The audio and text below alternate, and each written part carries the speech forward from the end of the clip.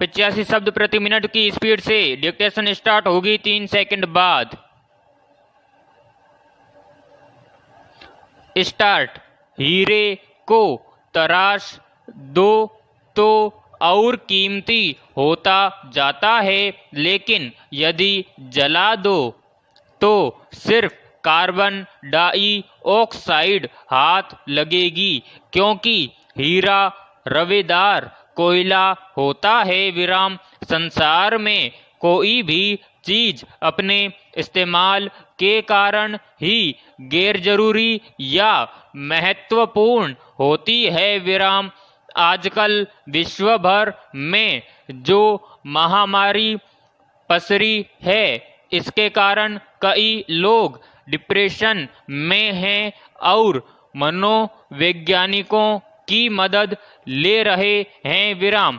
कल क्या होगा का भय सबको सता रहा है। विराम। इस समय कोरोना ने हमारे आसपास जो हालात पैदा किए हैं, उनसे निपटने के लिए 2 तरीके हैं, अदा और अभिनय। विराम। इन दोनों में भी फर्क है। विराम। अदा मौलिक होती है, भीतर से उपजती है और बिल्कुल सहजता के साथ प्रस्तुत होती है। विराम। अभिनय में तामझाम, बनावटीपन है, दिखावा है। विराम। इस बात का आत्मविश्वास है कि जो आप हैं नहीं वह दिखा रहे हैं। विराम। अब यह हमें तय करना है कि इस दौर में स्थितियों के साथ अदा से जिया जाए या अभिनय से। विराम। मसलन मास्क पहनने को ही ले लें। विराम। इसे अदा बना लीजिए। विराम।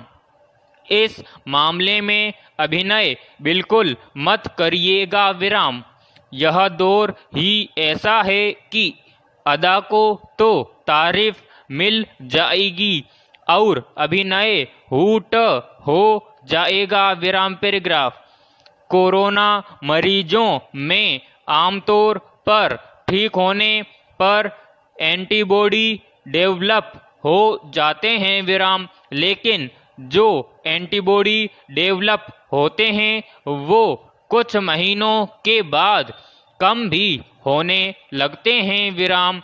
कोरोना वायरस से पहले इस तरह के जितने भी संक्रमण आए हैं, उनमें संक्रमित व्यक्ति के शरीर में एंटीबॉडी लंबे समय तक बने रहते थे। विराम।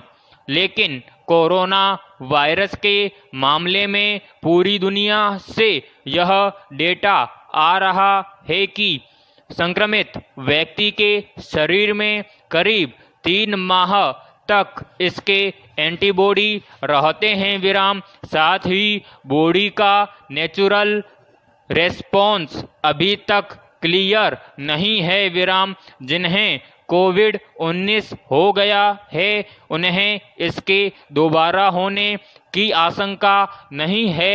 ऐसा भी नहीं है क्योंकि शरीर में कोरोना के खिलाफ एंटीबॉडी केवल 3 माह के लिए है। विराम।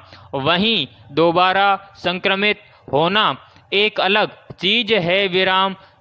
इस विषय पर अभी और अध्ययन किया जा रहा है, क्योंकि अब तक दुनिया भर में जिन लोगों में दोबारा कोरोना संक्रमण के मामले सामने आए हैं, उनमें यह नहीं कहा जा सकता है कि वो दोबारा वायरस की चपेट में आए हैं या उनके शरीर में वह वायरस पहले ही पूरी तरह खत्म नहीं हुआ था और अब दोबारा बढ़ गया है, जिसके बारे में उन्हें पहली बार संक्रमित होने पर पता चला था। विराम। यही कारण है कि दोबारा संक्रमण के केस अभी बेहद कम है। विराम। कोरोना वायरस के मामले में कहा गया है कि लगभग 8% लोगों ने ही करीब 60% लोगों को संक्रमित किया है विराम। कुछ ऐसा ही 2003 में सार्स वायरस के समय भी देखा गया था विराम पैराग्राफ। तब भी करीब 6% लोगों ने 80% लोगों को संक्रमित किया था विराम। उस समय अधिकांश लोग अन्य लोगों को संक्रमित नहीं कर रहे थे, लेकिन कुछ लोग बहुत ज़्यादा संक्रमण फैला रहे थे विराम।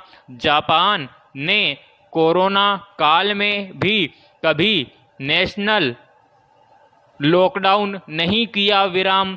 उन्होंने एक एक करके लोगों को ट्रेस करने के बजाय सुपर स्प्रेडर्स को पहचानने पर सबसे ज़्यादा जोर दिया विराम समाप्त।